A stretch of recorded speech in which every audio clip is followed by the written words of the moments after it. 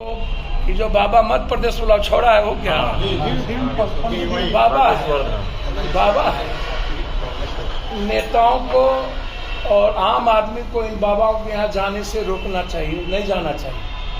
इन लोग के यहाँ जाने से मार्केटिंग होती है इन गंदे लोगों की, चरित्रहीन लोग। ये लोग दुनिया के सबसे चरित्रहीन और गंदे लोग हैं, ये बाबा लोग जो बेमनस्ता फैलाता है। एक मुसलमान परिवार ने इसकी बहन की शादी के लिए पैसा दिया था, मुसलमान। और सबसे ज्यादा गाली गलौज ये जाति और मुसलमानी, ये मुसलमान को और हिंदू और हिंदुत्व की बात करते हैं। कि बाबा को बोलिए कि सबसे पहले डोम, पासवान, राम, निषाद, मलाह, कुमार इनमें शादी करने की तैयारी देश में करें। आदिवासी की बच्चों के साथ शादी करने की तैयारी करें। और चमत्कार पर भरोसा कतई नहीं करना चाहिए दुनिया को। विज्ञान के अलावे, आर्थिक आज़ादी के अलावे किसी चीज़ों पर भरोसा करने की जरूरत नहीं है। और आध्यात्मिकता के अलावे भाग्य, किस्मत, आडंबर, कर्मकांड पर विश्वास करने की जरूरत नहीं है। और ऐसे बाबाओं को अविलंब जेल में बंद करने की जरूरत है। गिरफ्तार कर इसको सजा देने की, जैसे राम रहीम है, समय समय पर उसको जेल से निकाल लिया जाता है वोट के लिए। मध्य प्रदेश की सरकार ऐसे ही बाबाओं के कारण राजनीति चलाती है। और बीजेपी की दुकान ऐसे ही बाबाओं के कारण जिंदा है। कभी कोई किसी का गाल काट लेते हैं, कभी गर्दन काटता है, कभी कुछ करता है, ऐसे ही बाबा। और ऐसे बाबा को कंप्लीट रूप से रौंद देने की जरूरत है। इसके खिलाफ जो विज्ञान में यूथ भरोसा रखते हैं, जो साइंस पढ़ते हैं, जो टॉपर है IMA के, ITN के, इसके खिलाफ मुहिम चलाने की जरूरत है। अन्यथा IMA, ITN और साइंस पढ़ने का, विज्ञान पढ़ने का कोई मतलब नहीं है।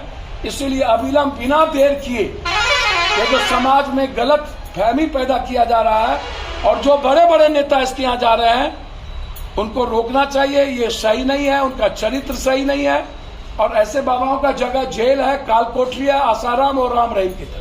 धीरेन्द्र शास्त्री को लेकर क्या 5 लोग मार्केटिंग है, किसी 10 लोगों की जानकारी वैसी को मार्केट में रखता है और अपने लोगों के पता करके रखता है। वो मार्केटिंग है, उसको वो पैसा देता है और उसी को बुला के इसके हिस्ट्री के बारे में बताता है, दुनिया को हेपुटाइज करता है।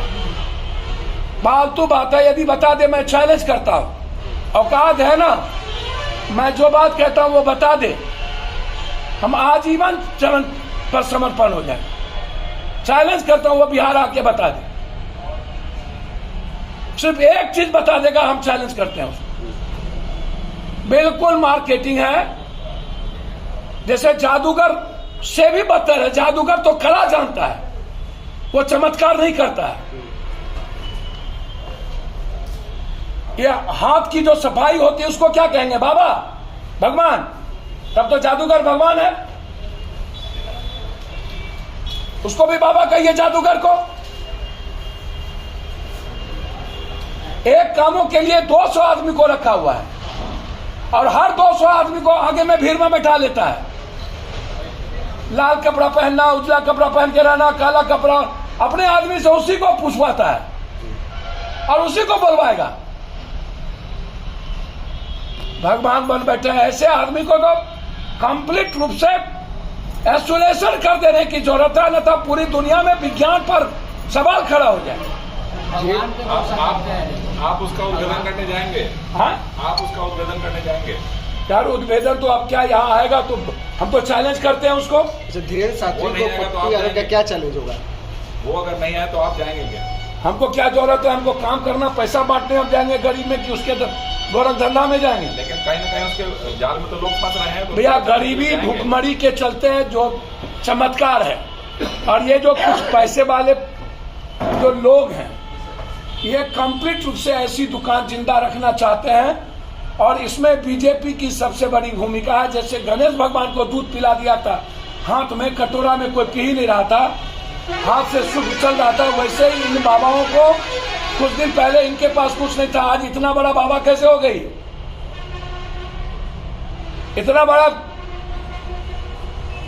दूसरों से पैसा लेके बहन का शादी किया बाबा हो गए। हनुमान का भक्त बना रहे हैं वो।